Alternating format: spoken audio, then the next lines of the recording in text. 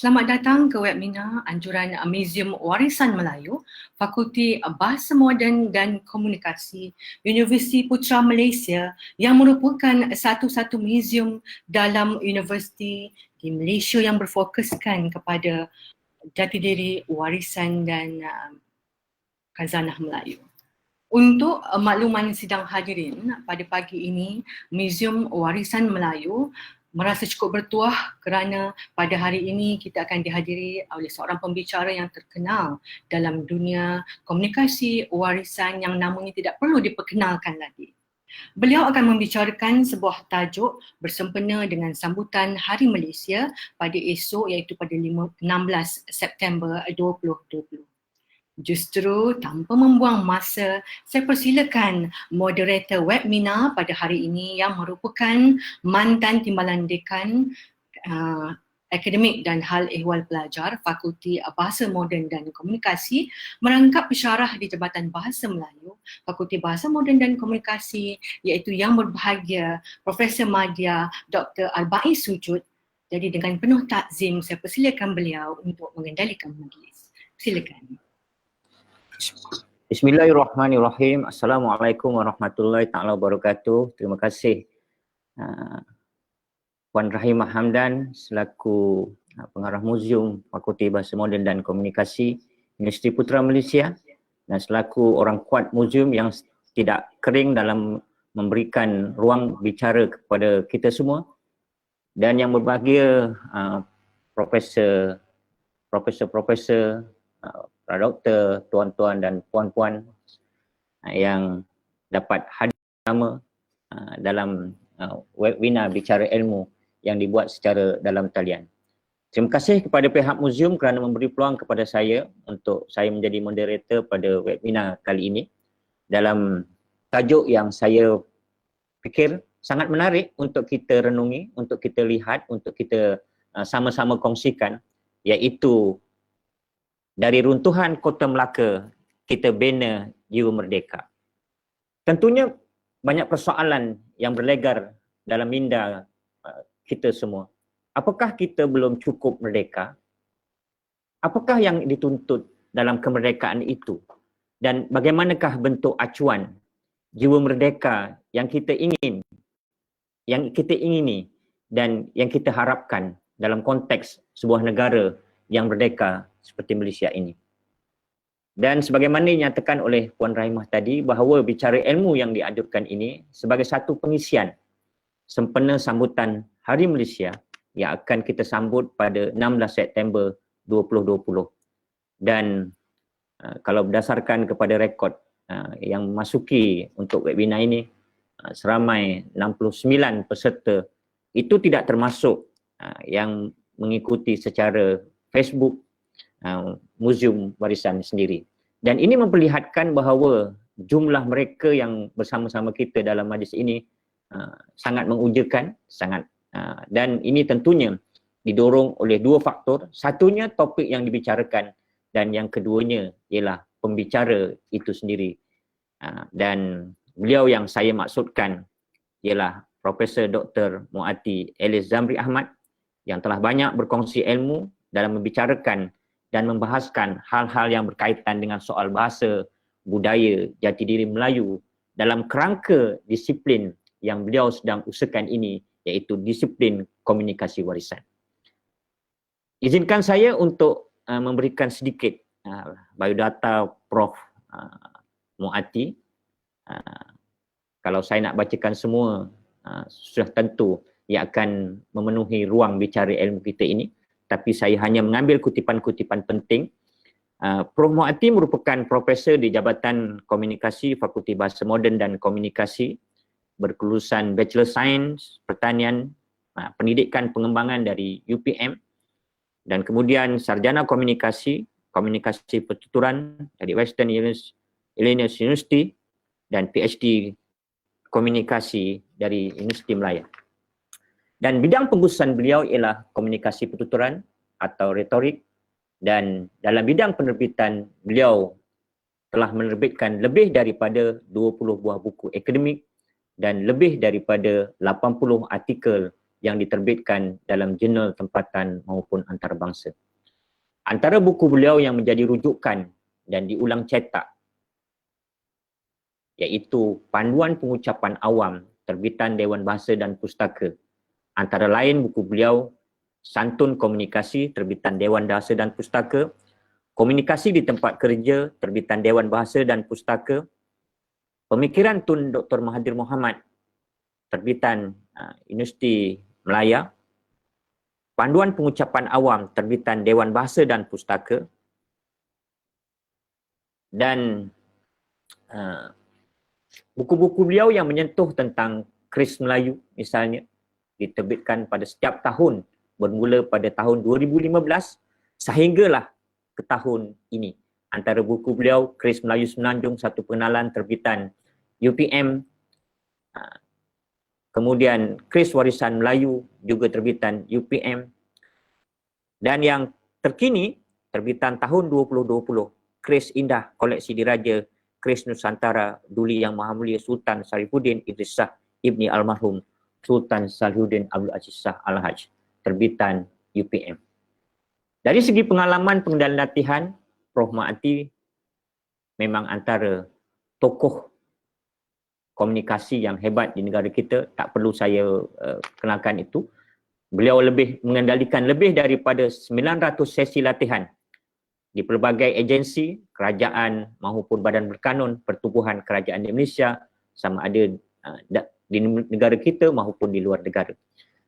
Jadi tanpa membuang masa, saya dengan penuh hormat tazim mempersilakan yang berbahagia Profesor Dr. Muaty Elias Zamri Ahmad untuk menyampaikan perkongsian ilmunya di bawah tajuk Runtuhan Kota Melaka, Kita Bina You Merdeka.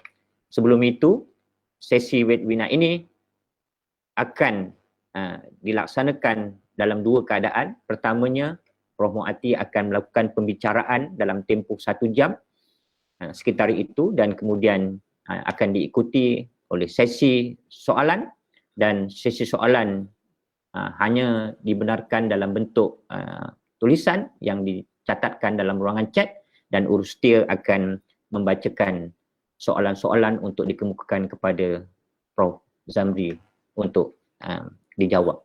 Jadi dengan hormat tazim, saya mempersilakan Prof. Muaty untuk bicara ilmu dari Runtuhan Kota Melaka, Kita Bina Jiwa Merdeka.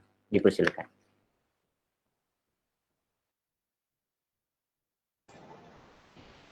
Assalamualaikum warahmatullahi wabarakatuh. Bismillahirrahmanirrahim. Alhamdulillah wassalatu wassalamu ala Rasulillah wa ala alihi wa sahbihi ajma'in. Rabbi shrah li sadri wa yassir li amri wahlul 'uqdatam min lisani yafqahu qawli. Yang saya muliakan Dr. Arba'in selaku moderator majlis ilmu kita pada pagi yang berbahagia ini, Puan Rahimah, Ketua Museum yang menganjur dan mengelolakan program kita, seterusnya hadirin hadirat yang budiman lagi beriman. Tajuk perkongsian kita pada hari ini ialah Dari Runtuhan Kota Melaka, Kita Bina Jiwa Merdeka. Lama juga Puan Rahimah hubungi saya dan minta tajuk. Saya pun tak tahu tajuk apa saya nak buat. Tetapi bersempena dengan ulang tahun Hari Malaysia besok, maka saya rasa bertepatanlah kalau kita bercakap sedikit tentang hal-hal pembinaan jiwa, tentang pembinaan semangat yang ada kaitan dengan patriotism ataupun semangat sayangkan tanah air, semangat sayangkan perjuangan bangsa. Tajuk ini sebenarnya saya adaptasi daripada kata-kata Dr. Burhanuddin Helmi. Dr. Burhanuddin Al-Helmi pada Disember 1946 dalam Kongres kedua PKMM, Persatuan Kebangsaan Melayu Melaya di Tengkera, Melaka. Kata almarhum Dr. Burhanuddin ini, di atas robohan Kota Melaka, kita dirikan jiwa merdeka. Bersatu padulah segenap baka, membela hak keadilan pusaka. Jadi saya ambil dua barisan yang pertama itu dan saya ubah sikit untuk menjadi fokus perbincangan kita pada hari ini. Yang pertama, apabila kita bercakap tentang robohan Kota Melaka secara literalnya, secara harfiahnya, kerana masih ada orang yang seolah-olah mempersoalkan apa benar Kota Melaka itu wujud. Kerana yang orang pergi tengok hari ini adalah pintu kota Porta de Santiago yang ditinggalkan oleh Portugis. Jadi sebab itu ada yang kata Kota Melaka ni wujud ke tidak. Ya. Kalau tak wujud, kenapa namanya Kota Melaka? Saya kongsi di sini satu paparan ya, daripada lakaran yang dibuat sekitar tahun, kalau tak salah saya ini 1509. Tatkala rombongan Lopez de Sequeira sampai ke Melaka. Jadi dibuat lakaran begini. Apa yang saya nak tunjuk ialah adanya pintu kota yang terbuat daripada batu. Nah, masa ini 1509 Kota Melaka itu belum dirampas Portugis, tetapi kotanya sudah ada. Jadi tidak benarlah kalau kita katakan kota yang ada itu dibuat oleh Portugis, sebab Portugis belum lagi mengambil alih Kota Melaka itu. Ya, tapi kalau kita tengok sudah ada gambaran yang dilakarkan. Ini pintu kota yang terbuat daripada batu. Ini satu. Yang keduanya, nah ini lagi satu, lakaran 1511. Tatkala pasukan Portugis ini datang untuk menyerang. Yang saya nak fokus di sini adalah ini, kota di belakang ini. Kalau kita lihat tembok ini adalah tembok batu dengan menara tinjau. Ya. Jadi artinya perimeter fort ataupun kota ini sudah pun wujud. Soalnya ke mana kota ini sekarang? Kota ini sudah runtuh. Jadi itu yang saya ambil untuk dijadikan tajuk perbincangan kita. Dari runtuhan ini, apa yang patut kita buat untuk membina kembali kota yang namanya Malaysia. Kota yang merdeka. Saya nak kait sedikit dengan kajian saya. Ya. Saya bukan orang sejarah, saya bukan orang budaya, saya bukan ahli bahasa. Juga bukan ahli sastra. Saya orang komunikasi dan bidang saya ialah bidang retorik. Retorik ini pun ada orang keliru. Ada dua sebenarnya cabang retorik sejak tahun 1958, iaitu retorik komunikasi dan retorik bahasa. Saya dalam retorik komunikasi. Kajian-kajian saya yang saya nak kongsi di sini adalah kajian retorik terhadap ucapan 5 pemimpin besar Malaysia. Saya menceraikan mesej 5 Perdana Menteri bermula daripada almarhum Tunku Abdul Rahman hinggalah zaman Tun Abdullah Badawi. Dan fokus ialah yang menyentuh, ucapan-ucapan yang menyentuh mengenai persoalan Melayu. Saya lajukan. Dan kajian ini diterbitkan oleh penerbit Universiti Teknologi Mara di bawah tajuk bukunya Melayu 5 Dekad, 50 tahun. Ya?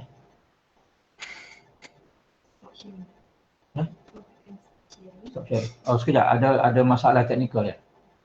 Slide tak gerak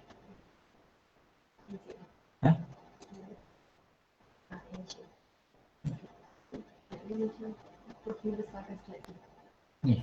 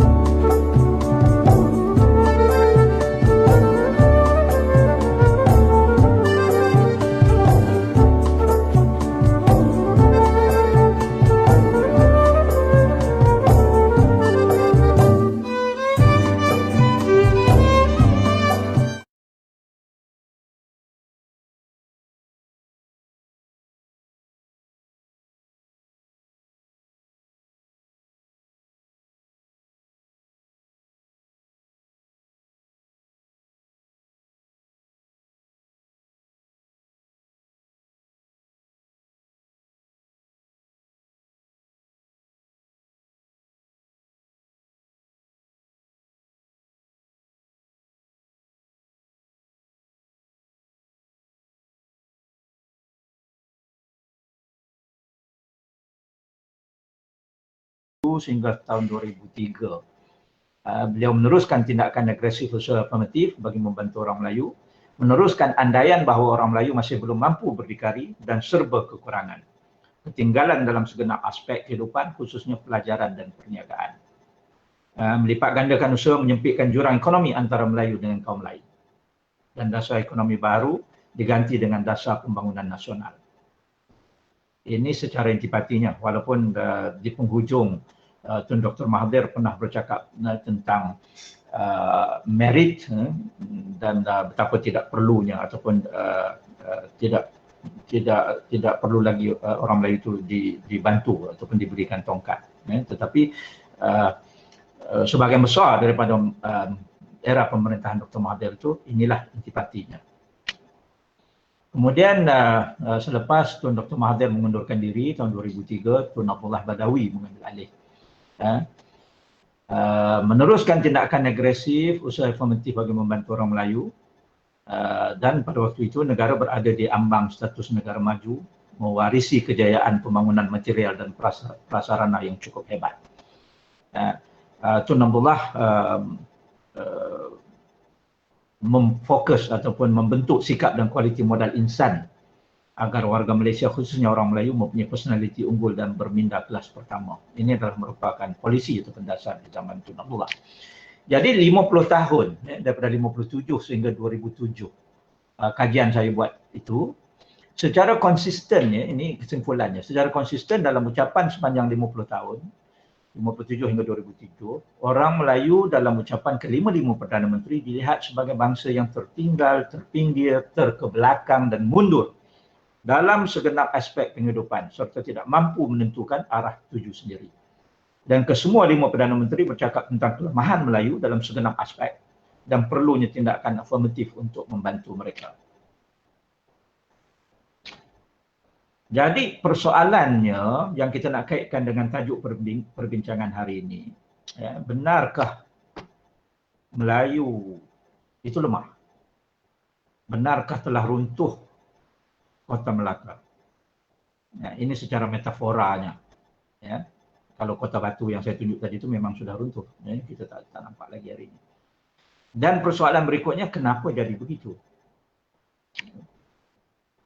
Cuba kita toleh ke belakang sejenak untuk melihat hakikat sejarah. Betapa runtuh robohnya Kota Melaka. Saya ingin memetik kata-kata daripada Secret History of Freemasonry ini by Jurilina. Yang ini yang saya yakin menjadi pegangan kaum yang datang menjajah dari Eropah. Ada 3 cara untuk melemahkan dan menjajah sesuatu negeri.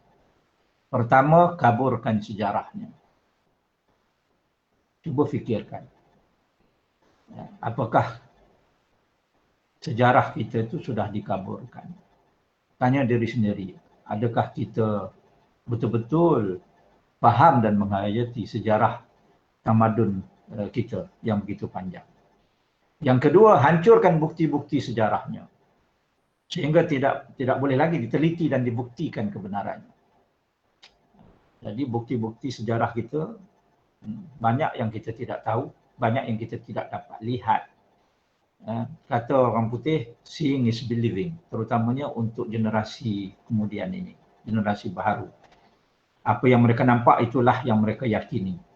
Tetapi apabila artifak ataupun bukti itu tidak ada di hadapan mata, bagaimana kita nak meyakinkan generasi penerus ini bahawa kita mempunyai tamadun yang hebat, mempunyai cerita yang begitu panjang.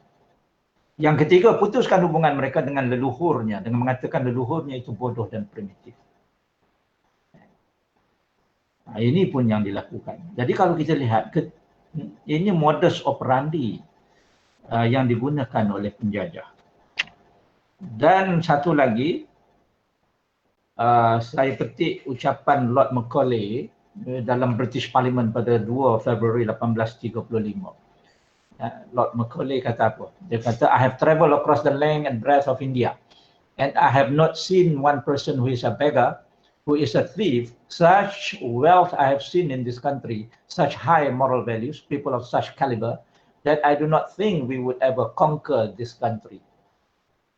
Ini kata beliau ya, setelah beliau menjelajah seluruh India. Mengatakan bahawa India itu kaya dengan budaya, negara yang makmur, yang kaya-kaya dan sebagainya. Mustahil British dapat menguasai India katanya. Ya, kecuali unless we break the very backbone of this nation. Kecuali kita patahkan tulang belakang bangsa ini. Apakah tulang belakang bangsa itu?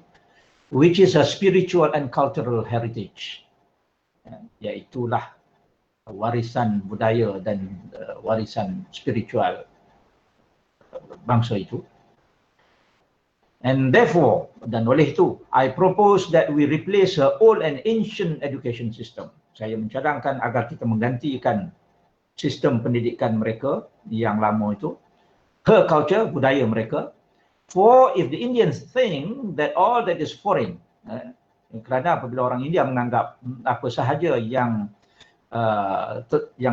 asing, and English dan dari British, is good and greater than their own, adalah bagus dan lebih baik daripada apa yang mereka miliki, they will lose their self-esteem, maka mereka akan hilang jati diri, their native culture, budaya ibunda mereka, and they will become what we want them, a truly dominated nation. Dan mereka akan menjadi bangsa yang terjajah. Nah, kata-kata Lord Macaulay ini adalah merupakan modul yang digunakan pakai ke atas tanah jajahan, termasuklah kepada kita. Sebab itu satu ketika apabila kita nak merdeka, nak berkerajaan sendiri, ada orang kita yang mengatakan bahawa bagaimana kita nak memerintah kalau kita buat jarum pun tak mampu. Nanti saya tunjukkan bukti mampu ke tak kita buat jarum sebelum kita merdeka dulu. Ini saya nak kongsikan ya. Ini negeri Kedah Darul Aman, Kerajaan Kedah 1426 hingga 1826. Kita lihat sempadan selatan jadi mana. Sempadan selatan ini kalau kita lihat ini di Beruas Perak. Sampailah ke atas. Ini tanah seri ataupun tanah seri di sempadan Burma. Kalau hari ini kita pergi ke kawasan ini, orang di sini berbangsa Melayu, bercakap dalam dialek Kedah. Ya, ini semuanya Kedah. Bayangkan berapa besarnya. Sekarang ni dah tinggal ini saja. Di sini Perlis pun negeri sendiri, negeri yang asing. Walaupun asalnya dulu di bawah Kedah. Ya. Alostar di sini, kawasan Kota Star yang hari ini kena PKPD sebab COVID. Ini Melaka. Hari ini kita pergi Melaka di sini saja. Tapi sebenarnya inilah Melaka, di kanan dan di kiri Selat Melaka. Sebab tu selat di tengah-tengah ni, laluan ini namanya Selat Melaka. Sebab kanan Melaka, kiri pun Melaka. Ini di bawah pengaruh Melaka, di bawah pengaruh Melaka. Empire yang begitu besar. Bukan hanya empire, tetapi kita lihat tradisi ilmu. Umpamanya orang Melayu tahun 1910 sudah pun menghasilkan kitab Risalah Ilmu Hisab, Syekh Omar Nuruddin, Sungai Keladi, Kelantan. 1910. Ya, kita sudah ada kitab ilmu hisab. Dan saya jemput pakar ilmu hisab yang terkenal, antara yang terkenal di dunia lah, ya. Datuk Dr. Kamil datang bersama Dr. Abdul Halim Muhammadi untuk membaca, sebab ini ditulis dalam tulisan Jawi lama, ya. Dr. Halim Muhammadi dia boleh baca. Kemudian dibacakan apa formula yang tertulis di sini. Ya. Kemudian saya tanya kepada Datuk Dr. Kamil, apakah sama formula yang ditulis pada tahun 1910 itu dengan formula yang dibuat oleh mathematician daripada barat? Dan kata Datuk Kamil, sama je. Ingat ya, 1910 ini Syekh Omar Nuruddin, ya, dia bukan pergi belajar di luar negara. tetapi mampu untuk menghasilkan ya, formula yang sama. Kitab Sifat 20 Syekh Yusuf Ahmad Pulau Pinang 1912. Ini apa? Ini yang kita duk sibuk dengan mind mapping. Ya, Tony Buzan dia kata dia buat mind mapping 1960-an. 1912 kita sudah ada mind map. Ya, dibuat oleh Syekh Yusuf Ahmad. Ya, kemudian kita ada kitab Adab Raja-Raja. Ya, ini adalah merupakan panduan manual untuk raja-raja. Apabila jadi raja abad ke-18 lagi kita sudah ada panduan. Ya. Saya sedang mengkaji kitab ini untuk dimasukkan dalam silibus komunikasi kepemimpinan. Ya, kemudian dalam Tajuh Salatin Mahkota Raja-Raja, nukilan Bukhari Al-Jauhari abad ke-17, juga garis panduan kepada raja-raja, garis panduan kepada orang yang nak menjadi pemimpin. Sudah ada budayanya, sudah ada tamadun ini. Nasihat Al-Muluk, nasihat kepada raja-raja 1821. Ya. Saya nak buktikan bahawa bangsa ini adalah bangsa yang hebat, bangsa yang berilmu. Ya. Tetapi malang kerana benteng itu runtuh dan kita tidak tahu bahawa kita ada benteng yang begitu hebat. Kalau kita tidak tahu kita ada benteng yang begitu hebat, kita pernah hebat, bagaimana kita nak memerdekakan jiwa kita daripada masih lagi akur, menjadi inferior, merasakan bahawa apa saja yang datang dari barat itu molek dan lebih baik daripada kita. Ini kapal. Ini menurut tanggapan pelukis, ya, pandangan pelukis setelah mengambil kira gambaran yang diberikan di dalam manuskrip. Ya, ini yang dikatakan kapal yang diberi nama Mendam Berahi, sejenis goli, ya, sejenis goli. Okay. Ini lagi satu gambaran. Ya. Ini boleh baca sendirilah. Ini dalam manuskrip, ya, gambarannya yang dimaksudkan dengan goli itu, sebab dia ada layar dan dia ada pendayung.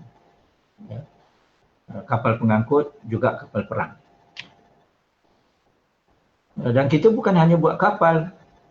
Selain daripada kapal, kita ada kitab ilmu pelayaran. Kita ada kitab. Maknanya ini satu bangsa yang menjunjung tinggi ilmu. Bukan sekadar boleh buat benda tetapi juga menulis tentang produk yang dihasilkan itu. Kita buat kapal, kita berlayar di laut, kita ada kitab ilmu pelayaran. Ya.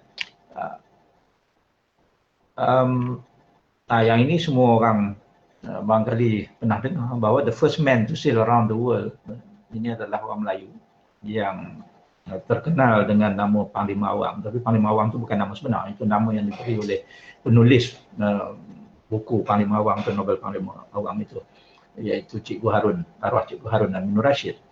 Tetapi artikel ini sebenarnya keluar dalam Straits Times of Singapore. Ya. Ini artikel yang keluar dalam Straits Times of Singapore mengatakan bahawa the first man to sail around the world was a Malay. Ya, di atas kapal Ferdinand Magellan itu. Yang ini pun dah banyak diceritakan. Itu di laut. Ya. Di darat pula orang Melayu ni, orang kita, nenek moyang kita ni, dia mengendarai gajah. Ini saya petik daripada Tengku Daeng Mawali. Kita bergerak ke sana sini dengan gajah. Ya, dan ada orang buat perkiraan, ya, seekor gajah, kalau hari inilah harga dia lebih daripada $500,000, 600,000 lebih. So barangkali ini harga Rolls Royce lah kot. Ini yang dinaiki oleh pembesar Melayu, oleh raja-raja Melayu. Ya. Dan ini juga kenderaan yang kita pergi berperang. Ini gambar yang diambil di Perak Elephants oleh jurugambar British. Bayangkan ini di dalam sungai di Perak. Ini perbarisan gajah perang di Kuala Kangsar. Ini bagaimana orang Melayu menguruskan gajah. Dan kita ada manuskrip gajah. Yang di sebelah kiri itu yang dalam Rumi sebahagian itu adalah bahasa gajah. Kalau tuan-tuan pergi ke muzium padi di Kedah itu bahasa kerbau. Macam mana pengendali kerbau itu, penternak kerbau itu menggunakan cue tertentu ya untuk mengawal kerbau yang digunakan untuk membajak. Yang ini bahasa yang digunakan untuk mengendalikan gajah. Bagaimana kita mengenderai gajah. Ini ilmu yang ada pada nenek moyang kita. Jadi bagaimana dikatakan orang Melayu itu daif? Sudahlah di laut kita kuasai, ya. Di darat pun kita kuasai dengan mengenderai haiwan yang paling besar. Ya. Dan buktinya ada di depan mata sehingga kan kita ada manual, kita ada kitab, kita ada manuskrip. Jadi bagaimana dikatakan bahawa bangsa ini adalah bangsa yang daif? Ini yang puing-puing inilah, runtuhan inilah yang kita perlu kutip kembali dan kita susun kembali untuk membentuk tembok bagi membentengi semangat yang hilang itu. Untuk membentuk jiwa merdeka. Meriam terbesar. Yang namanya Meriam Seri Patani.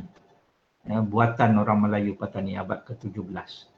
Sekarang ini ada di depan Kementerian Pertahanan Thailand di Bangkok. Ini boleh pergi tengok sendiri. Meriam ini boleh dibuka dan disambung. Ini meriam yang terbesar. Dengan meriam ini, tembakan-tembakannya dapat menghalang serangan daripada Bangkok. Kalau tak salah saya, 4 cubaan untuk Siam Bangkok menyerang Patani, tetapi berjaya dipatahkan dengan tembakan daripada 3 meriam besar sebenarnya, Seri Patani, Seri Ngara dan satu lagi saya tak ingat namanya. Dan apabila akhirnya jatuh kerajaan Patani itu, meriam ini dirampas dan dibawa dengan kapal ke Bangkok. Hari ini ada di Bangkok. Kenapa kerajaan Patani yang hebat yang ada meriam ini boleh jatuh? Itu tuan-tuan bacalah sejarah Patani. Kalau saya nak cerita di sini panjang. Ini rentaka. Buatan orang Melayu. Kata buat jarum pun tak reti. Tapi kita boleh buat meriam besar. Kita boleh buat rentaka. Ini meriam ekor lutung. Sangat popular di Kedah abad ke-18-19 begitu. Ya. Kekuatan meriam-meriam kecil ini ialah ianya mudah alih. Sebab itu apabila berperang dengan kuasa Eropah, meriam-meriam kecil kita ini mudah alih, mudah diangkat, mudah dialih. Sama ada daripada atas kapal ataupun di atas benteng kota. Ini lela abad ke-19. Ya, dibuat dengan tembaga sebab tembaganya walaupun jatuh terendam dalam laut lama, dia tidak karat. Ya. Paling kuat warnanya jadi kusam, tanish. Istinggar Melayu, Malay Muscat abad ke-18. Di Muzium Warisan Melayu UPM kita ada satu pucuk yang kita beli balik daripada Netherlands. Istinggar Melayu. Malay Muscat ini panggilan daripada orang barat. Kalaulah ianya buatan barat, sudah pasti tak akan dipanggil Malay Muscat. Dipanggil Malay Muscat kerana ianya buatan Melayu. Lebih tua daripada ini namanya Melacan Muscat. Yang digunakan oleh orang Melayu Melaka dalam peperangan. Termasuklah dalam peperangan pada 1511 itu. Maknanya orang Melayu sudah boleh buat senapang. Ya, sudah boleh buat istinggar, senjata api. Kenapa masih ada yang mengatakan bahawa orang Melayu tak mampu buat jarum? Ini gambaran lebih dekat. Kita fokus lebih dekat lagi untuk melihat betapa intricate, betapa halus buatan orang Melayu ini. Dan kita tahu bahawa orang Melayu ini, dia tidak boleh lari daripada seni. Sebab itu walaupun senjata api, tetapi dengan indahnya nilai estetik Melayu itu diukir, bunga ukiran Melayu, ukir tembus lagi. Ya. Ini tower flintlock, senapang yang dirampas oleh pihak Siam dalam perang musuh bisik di Kedah. Serangan Siam ke atas Kedah pada tahun bulan November 1821. Jadi mereka rampas senapang-senapang ini dan bawa balik. Dan, hari ini dipamerkan di muzium mereka. Maknanya pada waktu itu prajurit-prajurit Kedah yang mempertahankan Kedah, utamanya kota Kuala Kedah, menggunakan senjata api. Dan sama seperti kapal, sama seperti gajah, kita tidak lari daripada mendokumentasikan. Apabila kita buat senjata api, kita menghasilkan pula kitab ilmu bedil abad ke-18. Sudah ada kitab yang menceritakan tentang ilmu bedil ini, bagaimana nak aim, bagaimana nak tarik picu untuk menembak, dan kemudian adalah bacaan-bacaan tertentu supaya tembakan itu menjadi tepat. Ini mantra menembak abad ke-17. Ada manualnya. Petua menembak. Kemudian dirumikan dan dibuat kompilasi melalui kajian yang diselenggarakan oleh Ihsan Ahmad di bawah tajuk Peluru Petunang. Jadi bagi orang yang tak boleh baca Jawi, bolehlah cari buku ini, terbitan Dewan Bahasa dan Pustaka, untuk memahami lagi senjata api kita.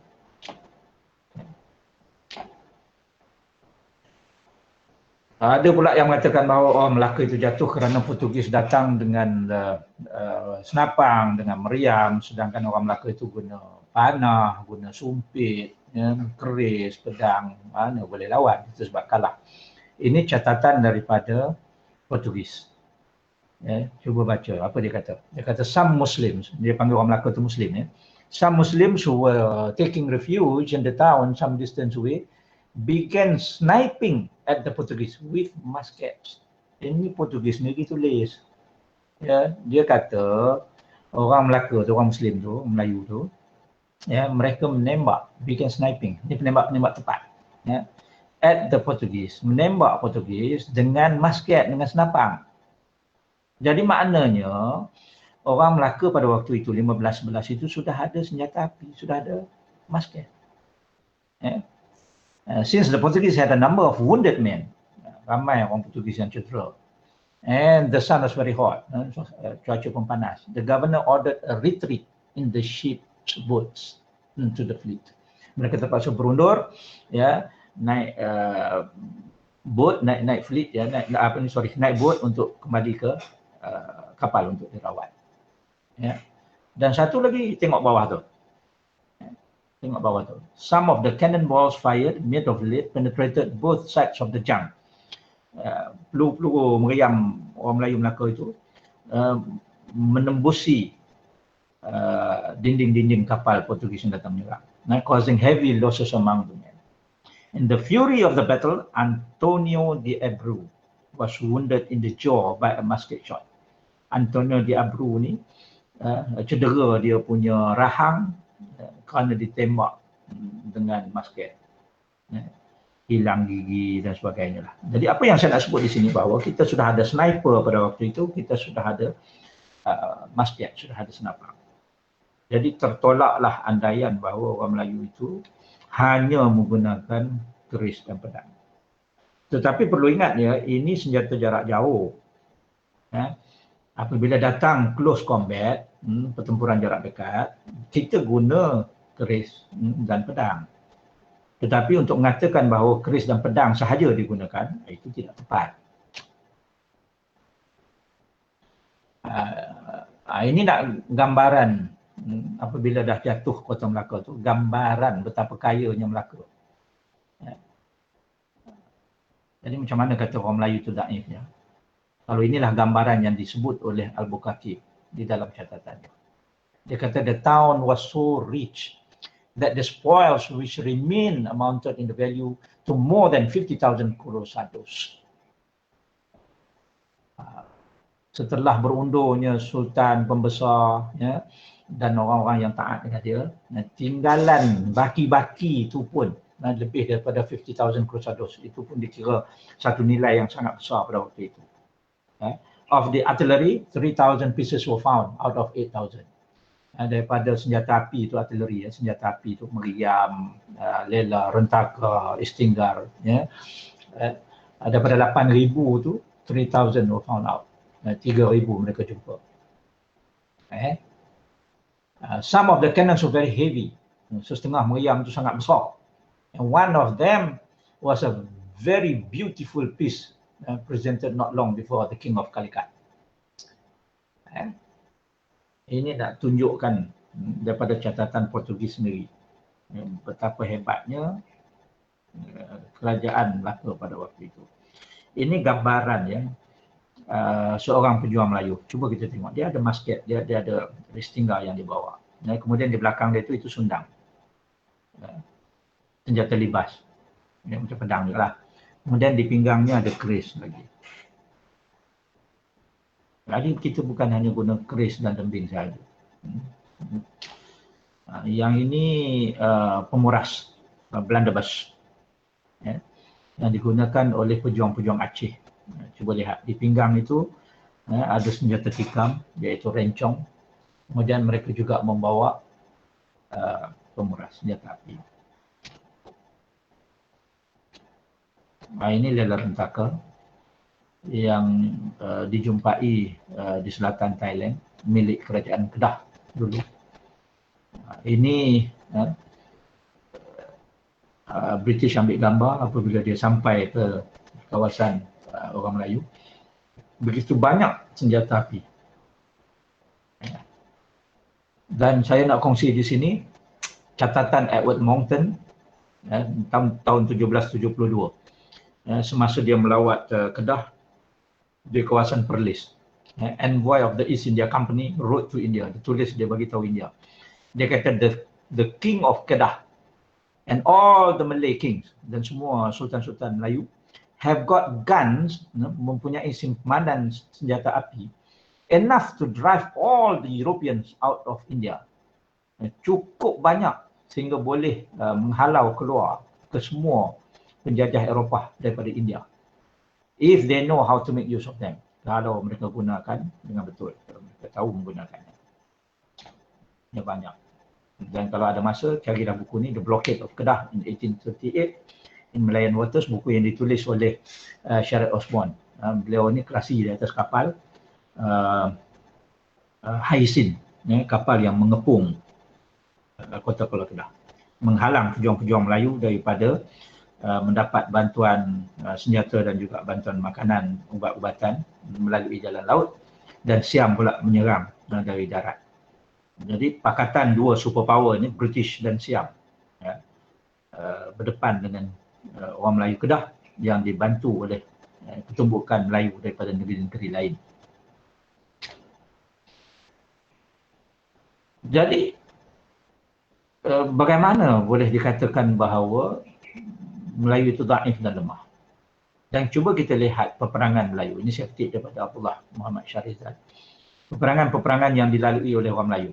Sebab saya nak buktikan di sini bahawa Melayu ini bangsa berperang. Bangsa yang mempunyai semangat yang tinggi, patriotism, semangat untuk mempertahankan tanah airnya. 1511 kita tahulah Kota Melaka itu terlepas ke tangan Portugis. 1513 Sultan Mahmud dan Alauddin menyerang Portugis di Kota Melaka. 1513 hinggalah 1528 Sultan menggugat Portugis melalui serangan dengan bantuan Kampar dan Pahang. Ini ketumbukan Melayu. 1514 bersekutu dengan Jawa menyerang Pelabuhan Melaka. 1518 bersekutu dengan Sultan Bentan menyerang Pelabuhan Melaka. 1528 Ang Nadim menyerang Portugis di Pelabuhan Melaka. 1535 Gustavo de Gama serang Kota Kara. Pertempuran di laut, Portugis dihalau, berundur mereka. 1538 Aceh, Sultan Aceh menyerang Portugis di Kota Melaka. 1539 Aceh menyerang Aru, sekutu Johor. Perang di darat, Aru dibakar hangus. 1540 Johor serang balas Aceh di Aru dalam perang Sungai Paneh dan berjaya merampas Aru. 1551 armada Johor bersama Jepara dan Perak mengepung Portugis di Kota Melaka 3 bulan. 1564 Aceh menyerang Johor, Kota Batu, dan Johor lama di bumi hanguskan. Kita kadang-kadang perang sama sendiri juga dalam Melayu ni. 1568 Johor dan Portugis bersatu menyerang armada Aceh yang menguasai Selat Melaka. 1572 Sultan Aceh serang Portugis di Kota Melaka. 1573, cuba lagi sekali. 1574, Sultan Jawa pula menyerang Portugis di Kota Melaka. 1575, Sultan Aceh serang Portugis di Kota Melaka. 1576, Portugis serang Angkatan Johor di Kota Batu, tapi gagal. 1578, Portugis serang Kota Batu lagi sekali, tapi gagal. 1582, Aceh serang Kota Batu, tapi gagal. 1586, Johor serang Portugis di Kota Melaka di bawah pimpinan Sultan Alauddin dan Panglima Singaraja menawan bahagian utara kota. 1587, Portugis serang Kota Batu, tetapi ditentang hebat oleh Pakatan Johor, Minangkabau, Jawa, Terengganu, Pahang. 2 bulan kemudian mereka cuba lagi, tapi ditewaskan oleh Pakatan Melayu lagi. 1588, Kota Batu ditawan Portugis dengan bantuan armada daripada Goa. 1597, Belanda menyerang Portugis di Kota Melaka. 1606, Johor dengan Belanda bersatu menyerang Portugis di Kota Melaka, kepung Portugis di Kota Melaka itu selama 3 bulan. Tapi tak berjaya. 1613, Aceh menyerang dan menawan Batu Sawar. 1616, Aceh serang Portugis di Kota Melaka. 1628, Aceh rampas Kota Melaka daripada Portugis. Jatuhlah. Tapi Aceh mampu bertahan 8 bulan saja. Lepas itu dirampas semula oleh Portugis. 1636, Johor berpakat dengan Belanda menyerang Portugis di Kota Melaka dan mereka berjaya memusnahkan pelabuhan Melaka. Ini sebagai strategi untuk melumpuhkan Portugis di dalam kota. Akhirnya 1641, Portugis di Kota Melaka tewas kepada Pakatan Johor dengan Belanda. Ini Johor dengan Belanda ni dia bersatu, ditewaskan Portugis 1641. 1673, Jambi menyerang Batu Sawar dan mendudukinya. 1756, Johor ni yang tadi dia berkawan dengan Belanda, sekarang ni dia bergaduh pula dengan Belanda, dia menyerang Belanda di Kota Melaka. 1756. 1784, sekali lagi dia serang. 1821, ini yang saya sebut tadi, hingga 1842, Johor dan sekutu dari alam Melayu melawan Pakatan Siam dengan British. Siri peperangan ini disebut sebagai Perang Musuh Bisik. 1895, melalui satu treaty, British tanda tangan dengan Belanda dan Melaka diambil alih oleh British. Nah, ini adalah peperangan-peperangan yang dilalui oleh orang Melayu. Itu tidak termasuk lagi pertempuran-pertempuran yang berlaku di Selangor, di Perak, di Terengganu, di Pahang, di Patani, Senggora, Nanning, Sabah, Sarawak melawan penjajah British khususnya. Jadi bangsa ni yang dikatakan Daif ni sebenarnya adalah bangsa yang kuat, yang sepanjang jalan hidupnya, jalan sejarah hidupnya itu dipenuhi dengan berperang. Ini satu lagi hasil daripada kepandaian Melayu, gobe api yang digunakan untuk menghasilkan api. Lebih 150 tahun sebelum orang Barat boleh mencipta macis, kita sudah ada gobe api ini yang digunakan untuk menghidupkan api, dan api ini digunakan untuk menyalakan sumbu meriam, untuk sumbu kita punya istinggat ataupun untuk menembak meriam, lela, rentaka dan sebagainya. Ini keris kita. Saya nak tunjukkan di sini untuk melihat kesenian, nilai estetika pada bangsa yang dikatakan lemah ini. Ini adalah keris Melayu, koleksi yang terdapat di Tropenmuseum, Netherlands. Belanda paling banyak ambil senjata kita. Sebahagiannya dirampas, sebahagiannya adalah merupakan cenderamata daripada raja-raja. Kalau tak salah saya, mengikut pandangan seorang sahabat saya yang berkesempatan meninjau ke Tropenmuseum, di dalam simpanan khazanah Tropenmuseum itu ada 1000 bilah keris yang diambil dari alam Melayu. Ini salah satunya. Ini indahnya keris Melayu, cuba lihat. Ukiran halus begini, ini bukan kerja orang lemah. Ini bukan kerja orang malas. Sebab itu kalau dikatakan Melayu itu bangsa yang malas, kalau malas dia tak akan mungkin boleh membuat ukiran sehalus ini. Dan ukiran ini hanya pada hulu keris. Ini bukan ukiran kasar, ukiran halus. Dan ukiran Melayu ini ada falsafah dia. pada maksud tertentu. Ini pada kapak. Ini pamor. Pamor pada sebilah keris. Pamor ni terhasil apabila tukang buat bilah ni yang dipanggil empu, dia mencampur besi. Tamadun besi di tanah Melayu bermula, kalau ikut catatan terbaru, 500 tahun sebelum Masihi. Itu tamadun Sungai Batu di Kedah.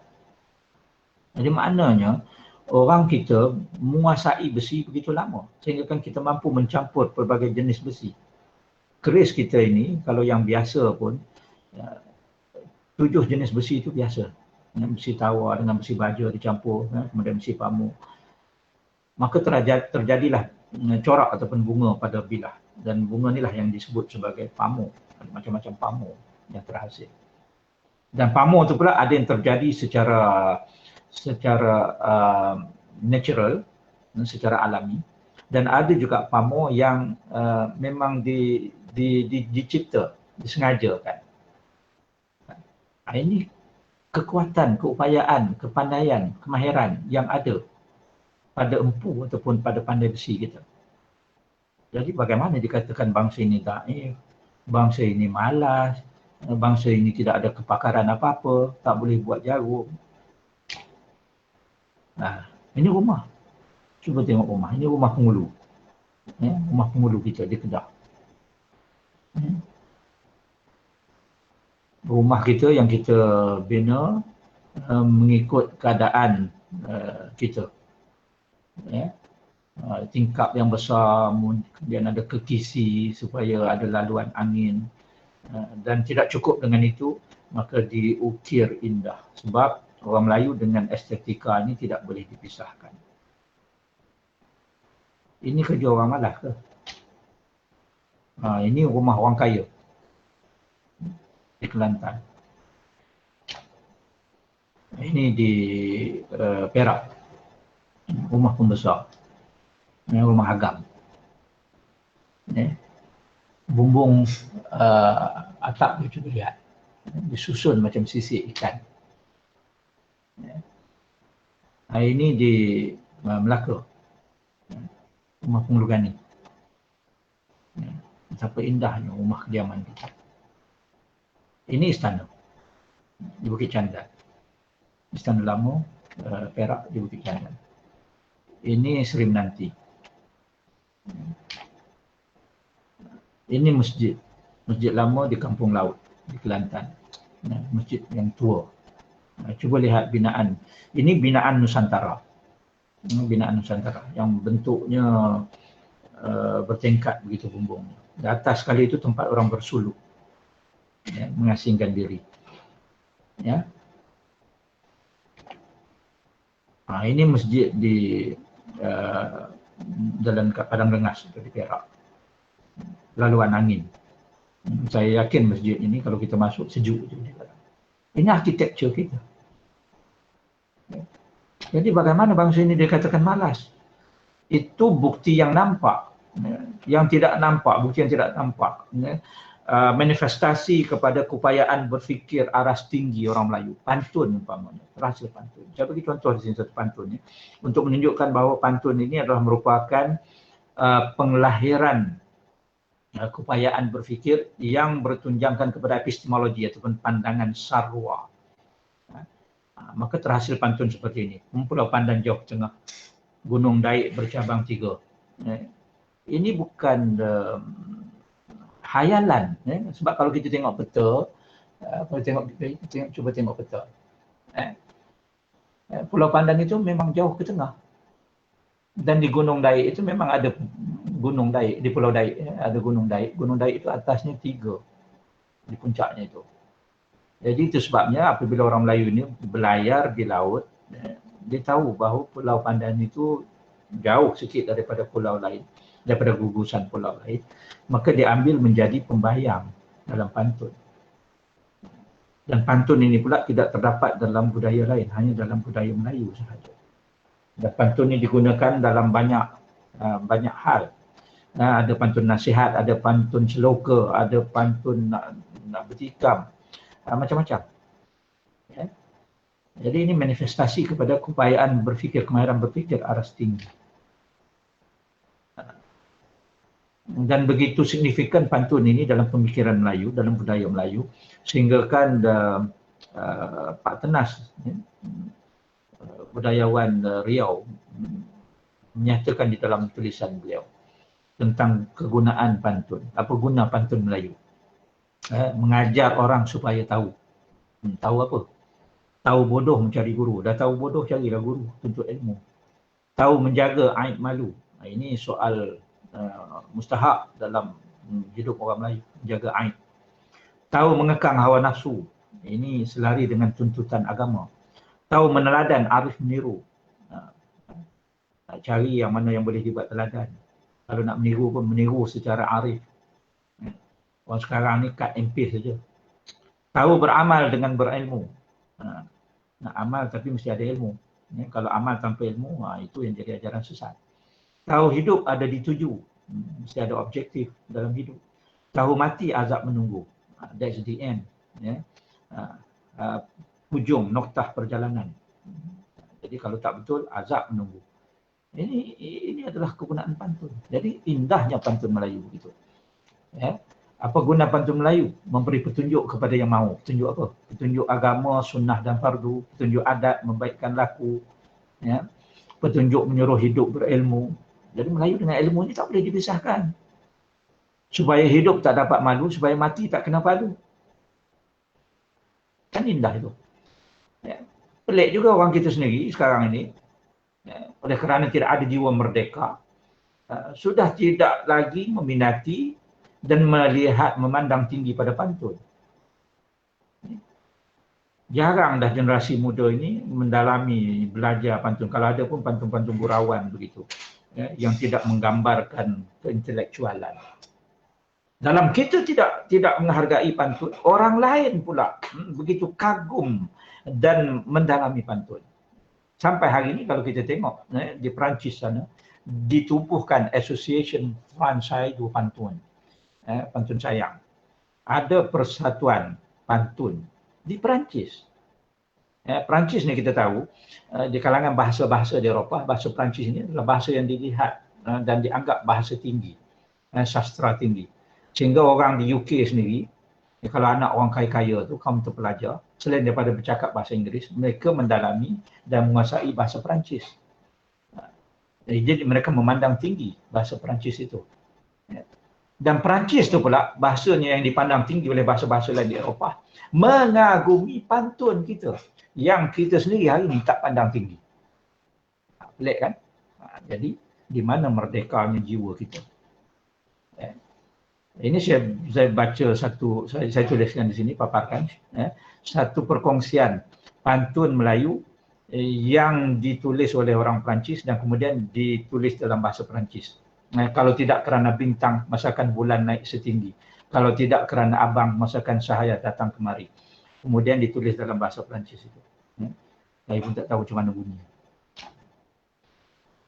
François René Daly, dia datang ke sini, ke Malaysia ni untuk mengkaji pantun. Lama dia di UKM, di Dewan Bahasa. Kemudiannya beliau menerbitkan sebuah buku di bawah penerbitan Dewan Bahasa, Alam Pantun Melayu, Studies on the Malay Pantun.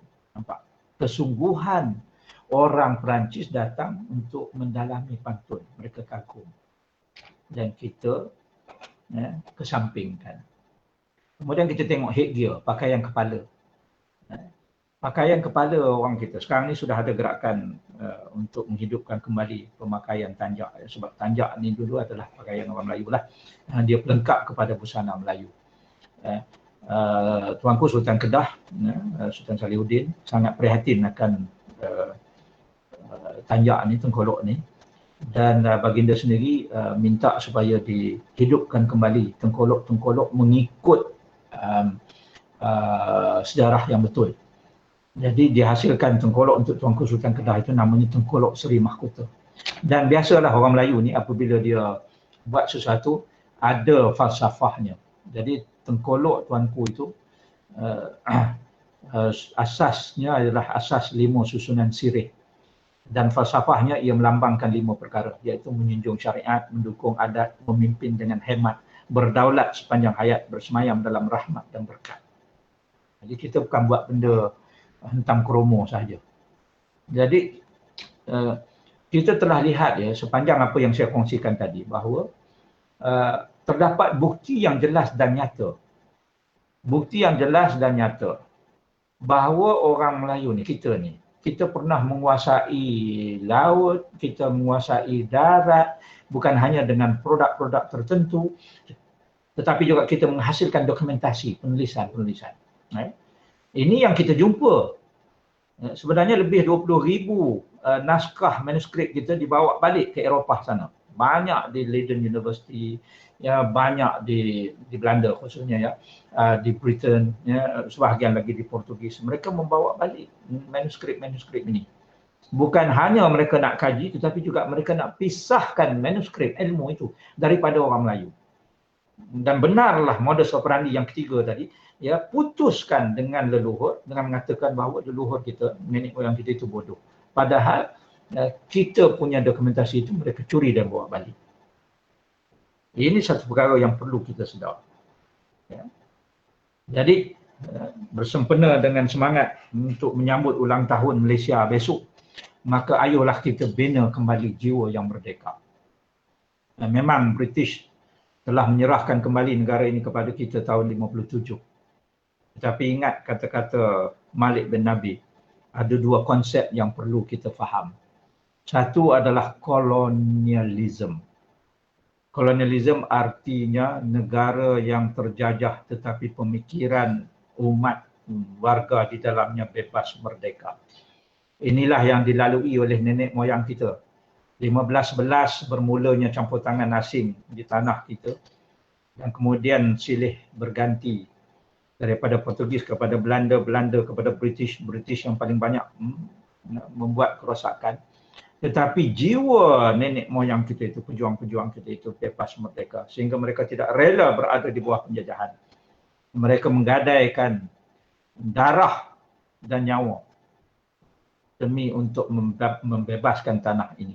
Kita lihat tadi saya buktikan dengan satu siri peperangan yang dilalui oleh nenek moyang kita. Itu kolonialisme. Mereka kata Malik bin Nabi. Dan yang kita khawatir lagi, istilah yang disebut, dicipta oleh Malik bin Nabi, dia kata yang dikhawatiri ialah colonizability. Apa dia colonizability? Negara bebas merdeka tetapi jiwa, minda rakyatnya masih lagi terbelenggu dan terjajah. Ini yang kita nak bina sempena Hari Malaysia besok. 1957, penjajah sudah pun angkat kaki. Ya. Tetapi selagi kita tidak ada jiwa yang merdeka, kita masih lagi menganggap apa saja tinggalan mereka itu baik, indah belaka. Lebih baik dari kita. Sehingga cara hidup mereka pun kita ikuti. Jadi bagaimana nak melangkah ke hadapan? Segala kehebatan yang saya sebutkan tadi, walaupun sekarang ini sedikit demi sedikit sudah mula disedari oleh generasi terbaru. Sebab itu saya cuba untuk merangka dan merintis jalan untuk menubuhkan dan memulakan satu subdisiplin baharu di bawah komunikasi yang saya namakan komunikasi warisan, heritage communication. Warisan kita hebat.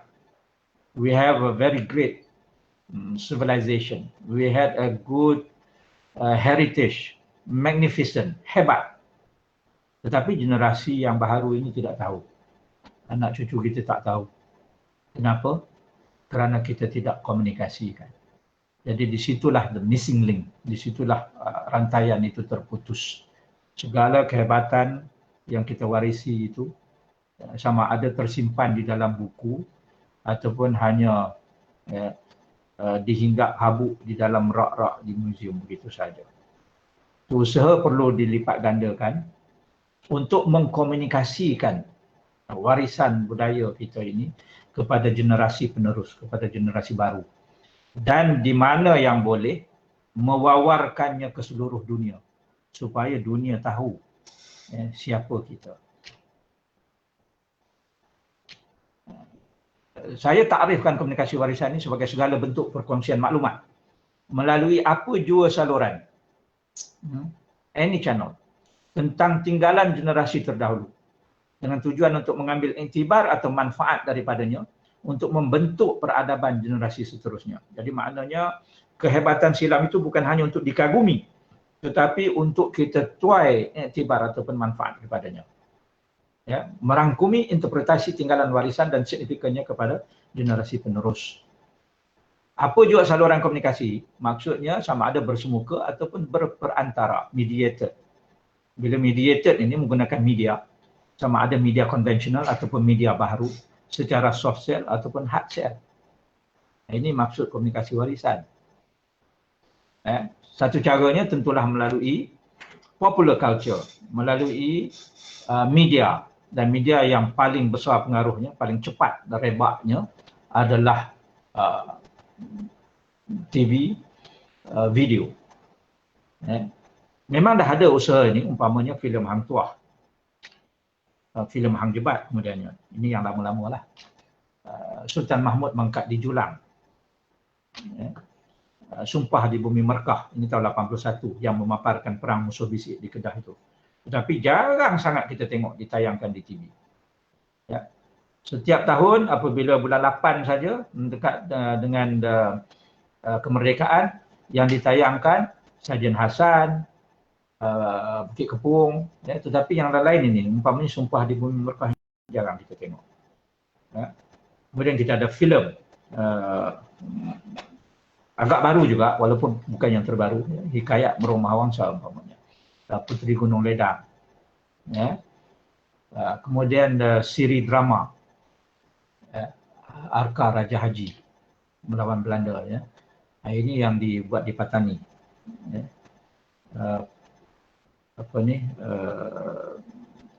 Ratu Langkasuka. Ya. Ratu-Ratu Patani. Barangkali kita perlu belajar daripada Korea. Ya, bagaimana Korea sebagai sebuah kerajaan yang kerdil, yang dibayangi oleh China, Ming, yang begitu besar dan hebat, dan kemudian sentiasa digugat, diganggu ya, oleh Jepun. Tetapi Korea tidak pernah berhenti untuk menghidupkan kembali semangat jati diri rakyatnya dengan memaparkan sejarah-sejarah di dalam filem dan juga drama mereka. Dan tidak terhenti di situ saja, melalui program yang disebut asalnya sebagai Korean Fever dan kemudian ditukar menjadi Korean Wave dengan bantuan penuh keuangan daripada kerajaan Korea. Ya, mereka menyebar luaskan sejarah dan kehebatan Korea ini kepada dunia supaya dunia tahu dan kenal siapa mereka. Jadi saya rasa ini adalah merupakan satu usaha komunikasi warisan yang perlu kita juga buat. Ya. Begitu juga dengan Indonesia, banyak menghasilkan filem-filem sejarah bukan hanya untuk kegunaan pembentukan jati diri dan patriotisme orang Indonesia, tetapi juga untuk dipaparkan ke seluruh dunia supaya dunia kenal Indonesia. Ini contohnya Sultan Agong. Bukan hanya sekadar melalui filem yang menggunakan media yang saya maksudkan tadi, juga melalui buku-buku. Dan kalau kita lihat buku keris ni, ya, yang merupakan senjata orang Melayu, yang senjata yang sinonim dengan orang Melayu, satu-satunya senjata yang unik yang hanya terdapat di alam Melayu, tak ada pada tamadun lain. Buku keris and other Malay weapons ini ditulis oleh Gerald Gardner. Buku keris kita ditulis oleh orang putih. The Keris and Other Malay Weapons ini ditulis oleh Hill dan kawan-kawan, semua orang putih. Ya, buku tentang senjata kita, tapi mereka yang tulis. Ya. The Keris, Mystic Weapon of the Malay World, ditulis oleh Edward Frey. Jadi saya bila tengok ini langsung timbul motivasi dan dorongan untuk menghasilkan buku kita sendiri sebagai usaha untuk mengkomunikasikan kehebatan orang Melayu. Jadi dalam kenaifan saya tu, saya cubalah tulis keris Melayu Semenanjung. Kemudian keris warisan Melayu, keris Melayu Semenanjung lagi.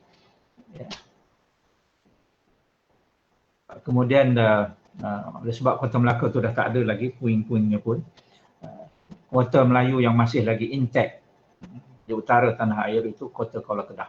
Jadi saya pergi study kota itu, buat kajian, dan kemudian saya publish sebuah buku bertajuk Kota Kuala Kedah.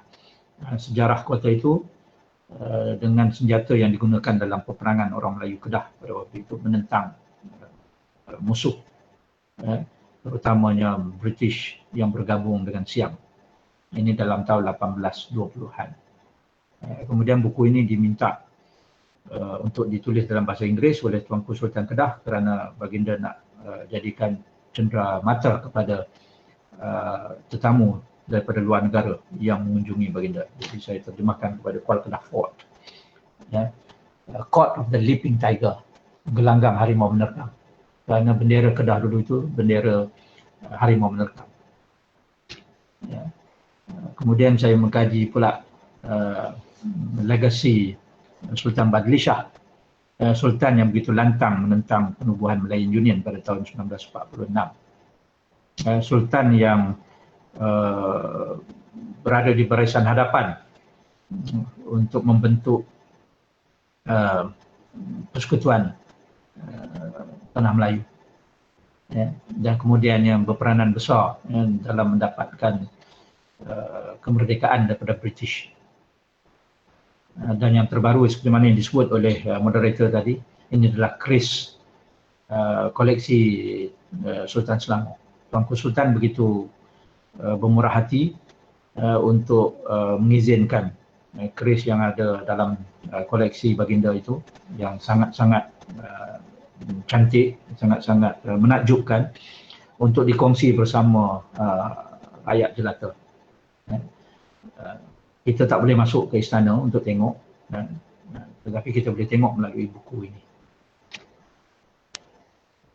Jadi apa tanda Melayu jati? Adil dan benar dipegang mati. Apa tanda Melayu terpuji? Membela keadilan berpantang lari. Ini sumpah orang Melayu. Yang disebut orang berakal menuntut ilmu sampai ke pangkal. Tunjuk dan ajar ianya hafal. Kebodohan diri ianya kenal. Waktu terbuang ia menyesal.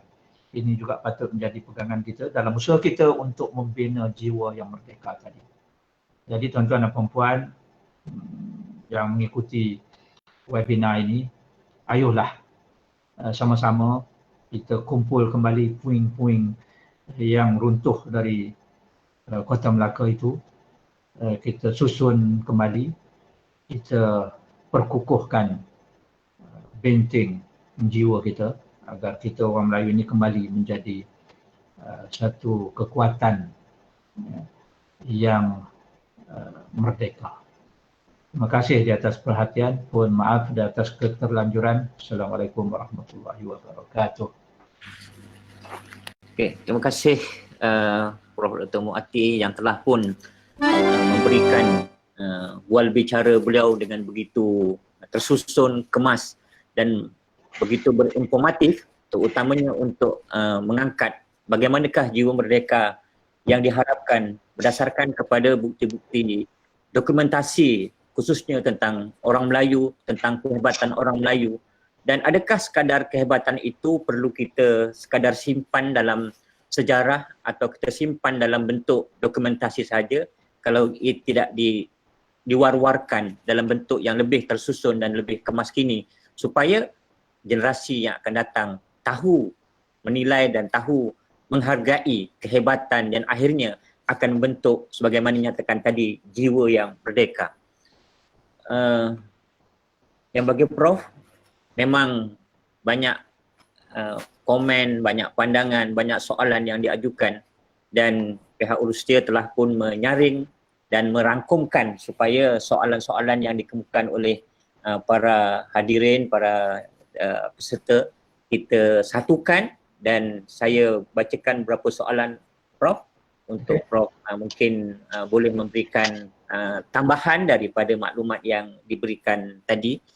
Misalnya pandangan ataupun soalan daripada sahabat kita yang jauh di Medan, Mardina Mawar, begitu juga Roslina Idris dan rakan-rakan lain daripada seluruh negara ini. Antara lain soalan yang dikemukakan menyentuh tentang penekanan kepada bidang sains dan teknologi dalam pembelajaran di peringkat sekolah rendah dan menengah telah memberi kesan kepada kecintaan sejarah dan jati diri bangsa. Apakah pendapat Prof berhubung fenomena ini? Adakah masyarakat Melayu atau khususnya generasi akan datang tidak lagi mengenali sejarah sekiranya sukatan ataupun kurikulum sekolah rendah itu tidak memasukkan hal-hal yang berkaitan dengan konsep yang Prof nyatakan tadi? Itu soalan yang pertama, Prof. Mungkin boleh diberikan komen dahulu sebelum saya ajukan kepada soalan yang seterusnya nanti. Silakan. Okey, saya jawab satu-satu ya. Okay. Kita jangan kumpul sebab yalah dah jadi otai ni, banyak-banyak saya lupa.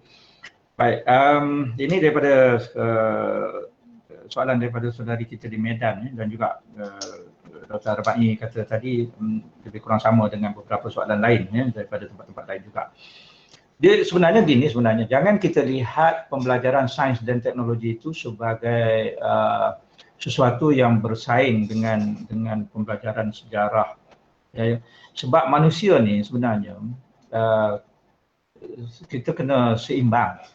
Ya, dalam diri manusia itu perlu dia faham sains dan teknologi, dan pada waktu yang sama manusia juga perlu mendalami ilmu kemanusiaan. Ilmu kemanusiaan ini termasuklah ya sains sosial, sejarah, ya, humanities dan sebagainya.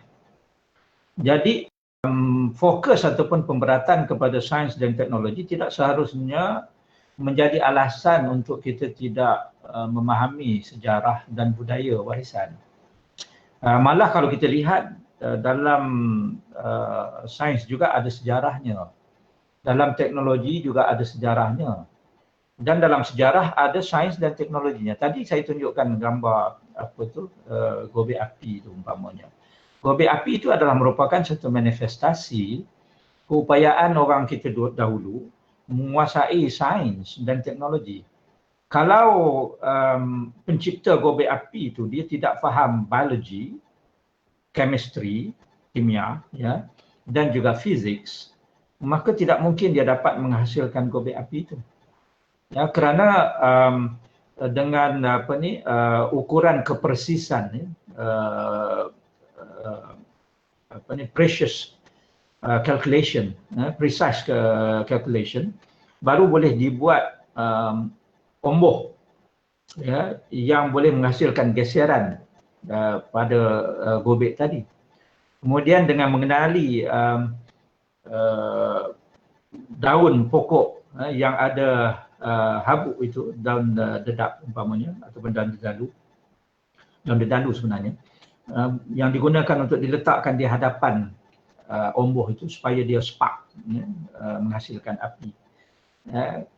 Kemudian kalau dia faham fizik, ya, geseran, orang dulu menggunakan lemak daripada kulit dalam perut kebau ataupun lembu sebagai pelincir.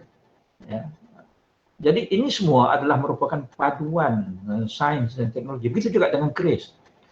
Saya rasa 2 tahun lepas ya, di Muzium Warisan Melayu ini kita anjurkan bengkel pembuatan keris. Yang pertama ialah kita jemput pembuat keris itu, tapi pada waktu yang sama kita juga menjemput pakar-pakar daripada universiti UPM dan juga beberapa universiti di Lembah Kelang ini yang dekat-dekat ni yang datang. Mereka ini dari engineering, daripada bidang engineering, kejuruteraan, daripada bidang sains, metalurgi, ya, daripada bidang reka bentuk, untuk mengkaji sains dan teknologinya keris Melayu itu.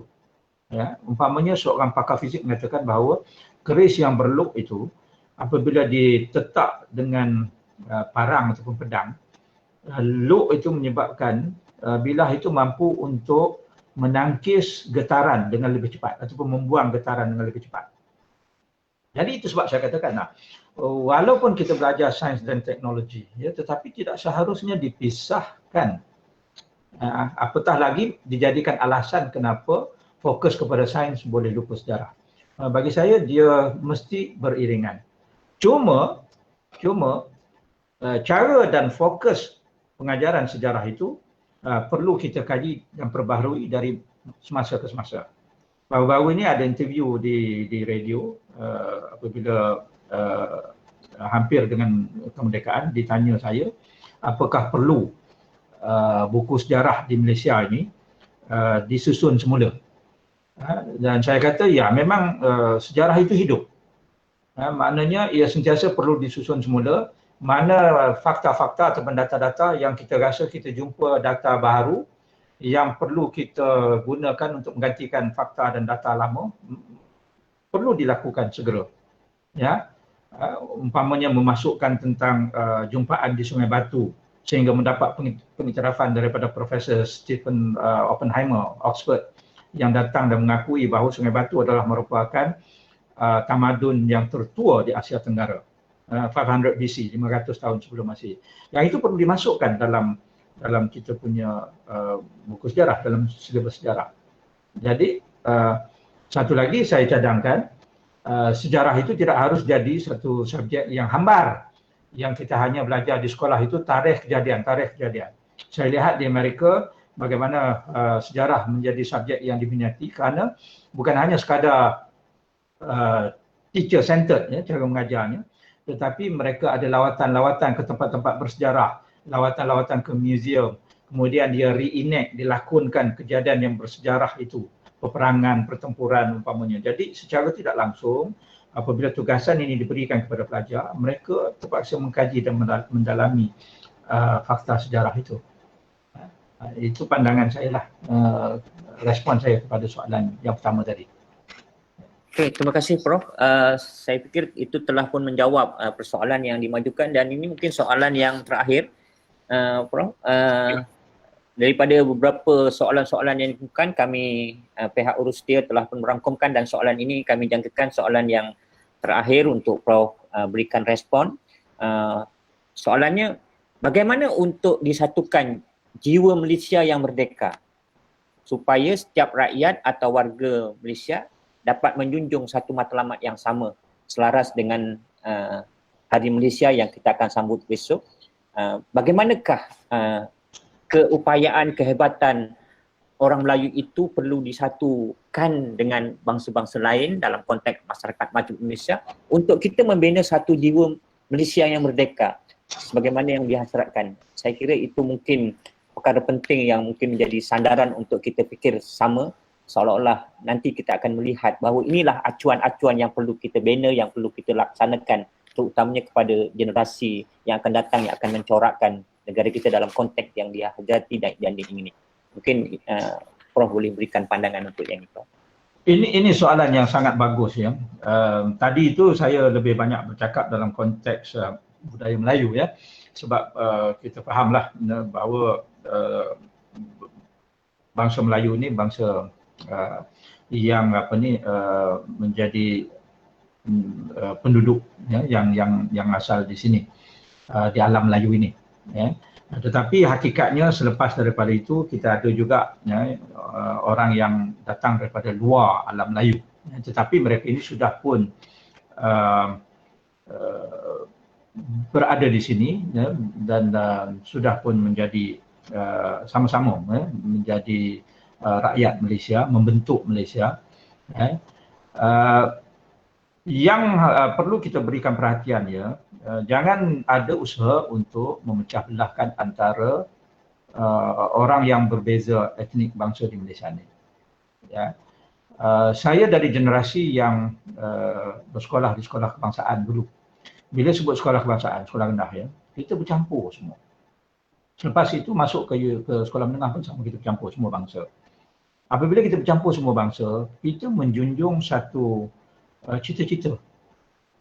Satu cita-cita yang sama. Walaupun Melayu ataupun Cina, India ataupun bangsa-bangsa lainnya, ya, kita berada di dalam satu negara dan inilah satu-satunya tanah air kita sepatutnya. Ya. Jadi kalau inilah satu-satunya tanah air kita, maka tidak harus ada anasir yang nak memecah belahkan kita. Sebab apabila kita pecah belah, kita akan jadi unit-unit yang lemah. Ya, unit-unit yang lemah. Apatah lagi kalau kita tidak menghormati antara satu sama lain. Sebab itu kalau kita perhatikan, even dalam heritage Melayu pun, dalam warisan Melayu pun, ada warisan Melayu itu yang dipengaruhi oleh budaya Cina.